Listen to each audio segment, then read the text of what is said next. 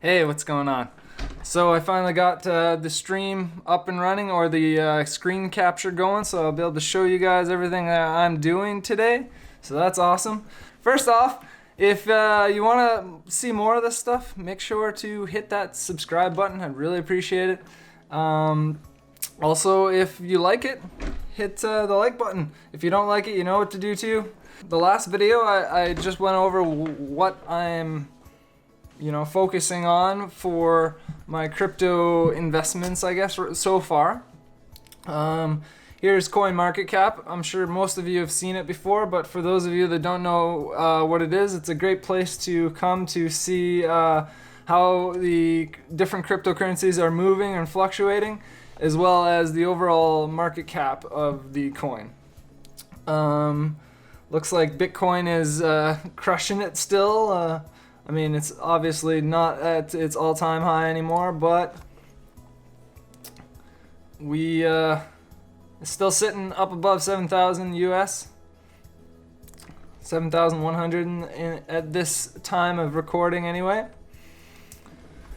Oh, guys, quick note, or quick disclaimer, this is not financial advice, of course. This is just me talking about what I'm doing right now. Don't, if you take it upon yourself to, jump on the bandwagon, it's not my fault if things don't work out. So yeah, I'm just showing you what I'm doing and what I've, learned along the way, I guess. All right. Also, I really wanted to make this, the video in general, just because I'm often insecure or unsure of certain platforms and things that I start using. I only gain that security or that comfort, that trust that you get with using a platform, of course. And the more you use it, the more you can learn to trust it, I guess. I want you guys to know from my experience, the ones that I've slowly been trusting. Bitcoin is still above 118, almost $120 billion market cap, guys. That's increased quite a bit since I started looking at Bitcoin. Even just in the last little while, with the Segwit 2X coming out, we've got a lot of money coming into it seems. There was also a bit of a sell-off for a little while, I guess, people panicking, or who knows, anyways. Before the launch of Segwit. So, back to what I'm doing. So yeah, this is a spot I like to come to, just kind of take a look at the market in general, just kind of see how some of my coins are doing. Where do I buy some of my coins? Well, first off, you need Bitcoin to buy your coins. So the two places I like to go are Coinbase. Coinbase has fairly high fees, I guess, but it works. It's I actually thought the fees were higher, so for a while I was using another platform, which here I'll show you here. It's Coinsquare. I don't have much on there now. Actually, I don't have much on either of them because I'm pretty new to investing and I don't have a whole lot of money to invest. So these are the different currencies you can pick up on Coinsquare. It's a Canadian exchange.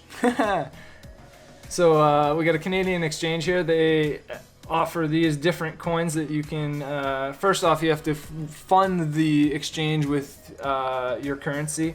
I'm using Canadian, and then you can trade it, of course, exchange it for the other currencies that you'd like. So you got Bitcoin Cash, Ethereum, Dash, Litecoin, Dogecoin. You can even buy some gold, silver, and gold and silver bars and silver coins. It's got US dollars, British pound, euro, Australia, and Coinsquare. They've got their own coin themselves. So anyways, I've used these guys once to pick up a larger sum of coins. So anyways, Coinsquare and Coinbase are where you can buy, where I've been buying my Bitcoin anyway. Links down below if you're interested in either of them. I think Coinbase will award both of us with Bitcoin. I think it's like $10 of Bitcoin or something. If you open with my link down below, or anybody's link for that matter, we'll both get like $10 of Bitcoin after you invest like $100, I think it is. I don't think Coinsquare has anything like that, but I'll put the link down below anyway. But yeah, they're nicer if you want to buy a larger amount of coin, essentially, where you don't maybe you just want to buy like $1,000 at a time, let's say, or whatever. Whereas Coinsquare, you can only buy, right now, my limit is like $250 a week. So yeah, those are the two ones that I'm using. That's kind of it. You can buy Bitcoin, Litecoin, and Ethereum with Coinbase. So not quite as many options as Coinsquare, but it's there. You can check out the fees and all that. I'm not doing an in-depth analysis of either of these. Just kind of giving you guys an idea of what I'm into or what I use to buy my Bitcoin. And then if I want to purchase something later, I come over here to Bittrex. If I want to buy an altcoin other than the coins that were listed on those exchanges, I'll come over to Bittrex, which is another exchange. Move my coins from Coinbase to Bittrex, and then trade them. So typically I trade the Bitcoin markets here, but I have early on traded the Ethereum markets. And actually at this point, with Bitcoin going up pretty much almost non-stop, it seems like, I'm at the point where I'm just kind of holding with almost black tape over all my positions, waiting to see how things go after. After the SegWit launch, or SegWit 2x launch rather. So, geez, that's really annoying. Let's turn that off. Stevenson.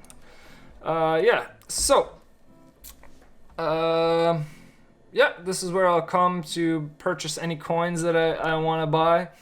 I like to set my limit orders below where it's currently trading, maybe even, let's pick a spot and significantly below that spot even, because I find I'm getting filled very often, especially with Bitcoin going up. So yeah, that's my strategy.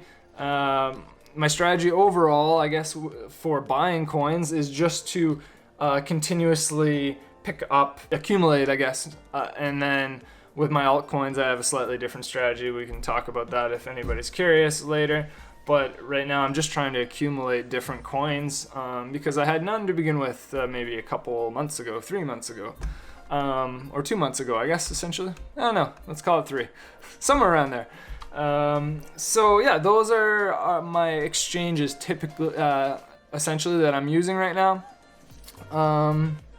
One other thing that I've recently started using, I'll only touch on very quickly, is NiceHash miner. If you have a really fast CPU or a computer, gaming computer or whatever that's just sitting around, or GPUs. If you have a fast GPU sitting there in your computer, or a fast GPU sitting around, you can use NiceHash to mine some Bitcoin.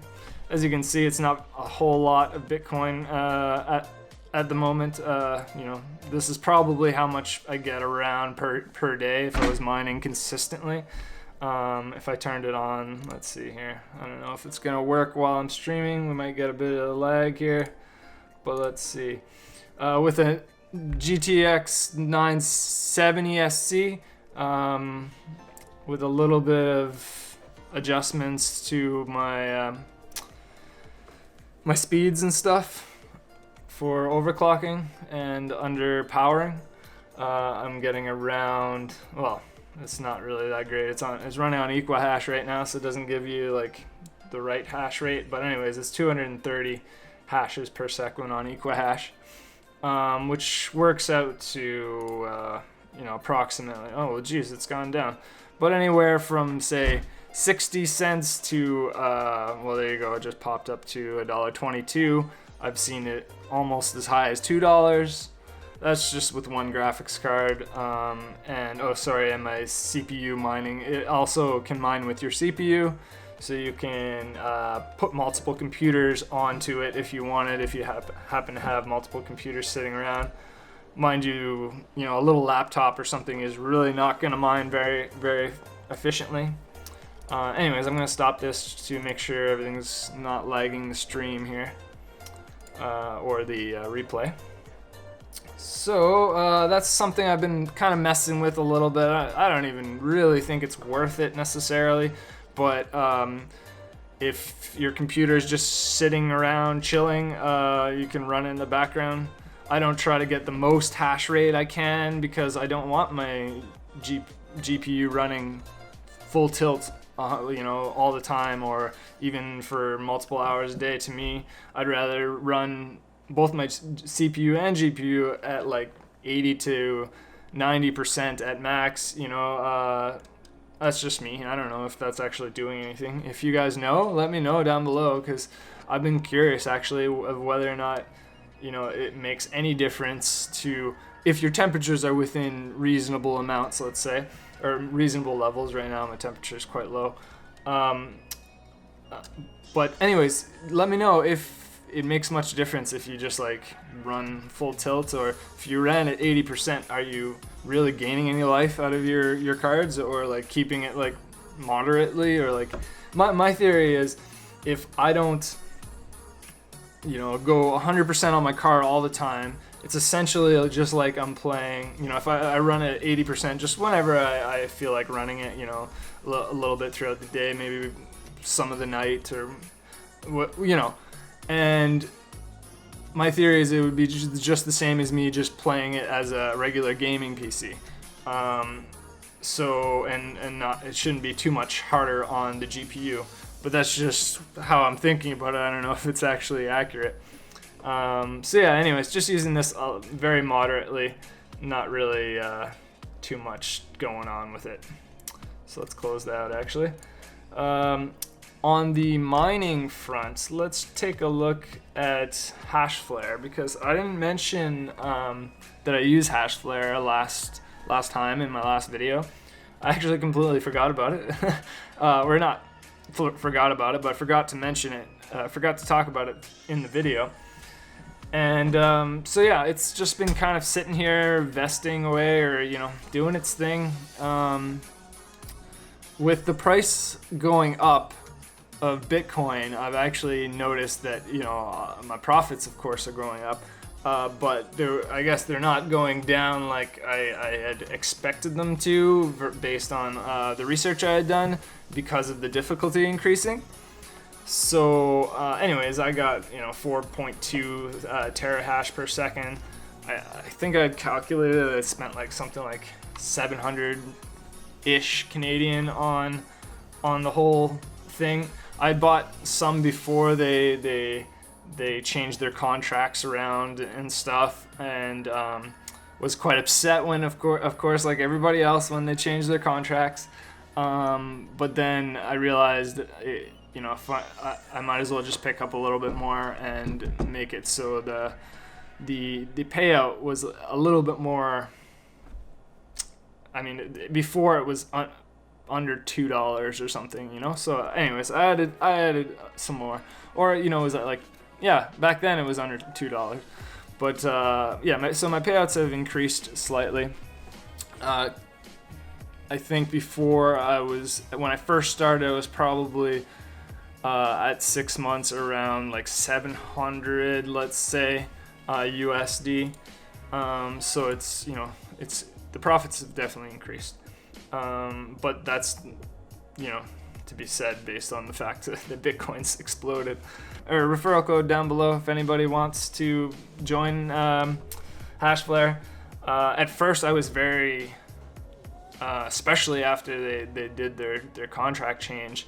I sent some, worded emails, and I wasn't very happy. Let's put it that way.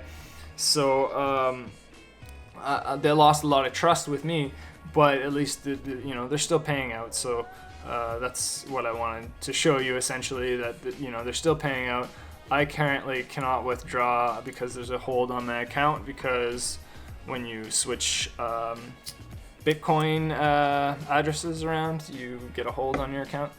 So that should be off soon.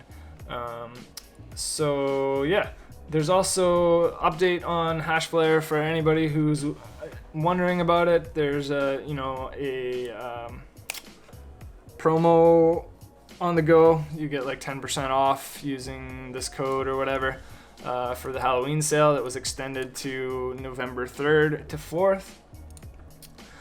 This is something else that I kind of wanted to talk about right here that's really a bit annoying, actually. I'm curious why. I know they state here that it's because of work and whatnot and regular maintenance, but I just think it's interesting, like, why does work change, or maintenance on the system change how much that can be withdrawn? So that just kind of makes me a little skeptical. Please, I'd love to get some dialogue going down below, and I'm curious what anybody else might think about it. But that's just strange to me. Like, why? At least they're giving a time based on when they're expecting the withdrawals to be back to normal. But like, why do you need to spend 0.02 BTC? Like 0.02 BTC USD. Let's see then. So that's $140 US. Sorry, not Canadian. $141 US. Which for probably most miners right now, that's plenty. That's probably their daily payout. But with me at 0.0007 payout per day, it takes much longer. And I really do want to withdraw before the SegWit 2x, like everybody else would, from any of their investments, you would think.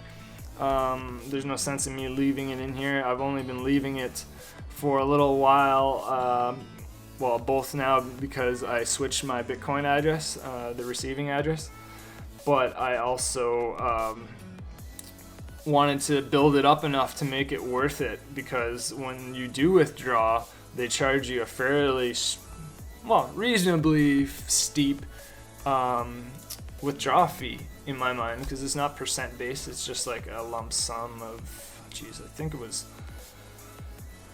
0.002, if I'm not mistaken. So 0.002, $14, right? So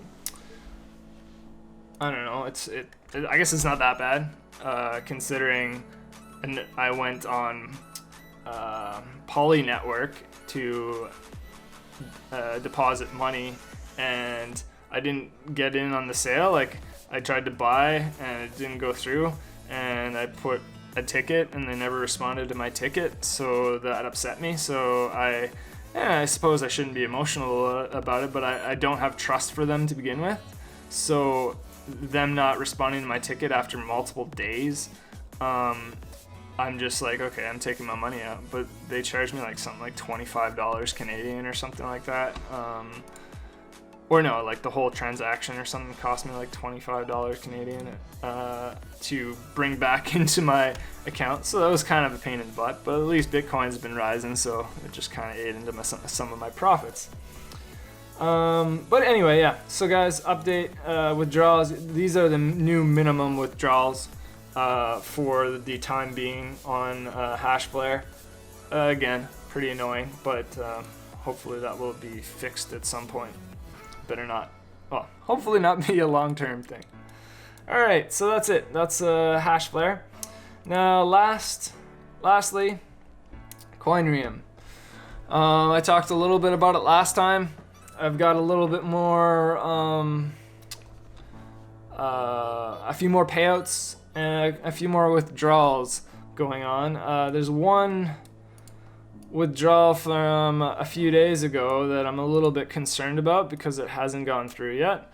I did send them a ticket, so we'll see how long they take to respond. I have sent them a ticket in the past regarding another issue, and they responded relatively quickly and resolved my issue. So hopefully they resolve this one, because this, to me, should have gone in probably the same time, if not faster, than my withdraw of Bitcoin. But I don't know. That's me. That's just the way I'm thinking about it. I don't know, because they were both withdrawn pretty much around the same time. But yeah, so that's it. You can see total invested just under 500. I've withdrawn my strategy, my personal strategy. Well, I won't say it's personal. I've just thought about it because I've gone back and forth between, well, am I going to reinvest and compound my interest, because that would of course make the most money, but I've decided that that's essentially not the best bet for me, because I don't necessarily know how long this program, just like anybody else, I don't know how long this program is going to be around. And initially it was low on my trust meter, let's put it that way, because it just offers, if you're not aware of Coinreum, they offer a few different plans, and essentially you get paid out in the same coin that you invested in. So if I invest Bitcoin, I get paid out in Bitcoin. If I invest Ethereum, I get paid out in Ethereum, Litecoin, so on and so forth. You can also, on the platform, exchange one for another for a fee. But yeah, these are your plans you have. So you have daily return of 3.25 over a period of 50 days. Now that's not a real 3.25, because essentially you have your first 100, let's say you got a total return of 160%, but your initial capital isn't returned to you at the end of this period of time. So the first 100% is just you're just redeeming your capital, your initial investment. So you essentially make 60% on the money invested in the 50 days. So that sounds really good, even though it's not a full 3.2%. And they go up from there. If you think they're going to be around for 3 months, which who knows, they really could be. They could be the next BitConnect. Who knows? But I'm not thinking that they will necessarily. There's a few. They don't have their own coin yet, apparently. Anyways, so yeah, these are the plans. This is why I believe they're high risk, because in my mind, you're paying out fairly high amount. You're not really making a whole lot of money on the exchange to and from, because it's not like BitConnect where they're making money on the fact that you've exchanged your Bitcoin for BitConnect, and in my mind, that anybody who's holding BitConnect, yes, it's moved X amount more than Bitcoin, but it doesn't. You're losing any potential value that you would have gained on Bitcoin.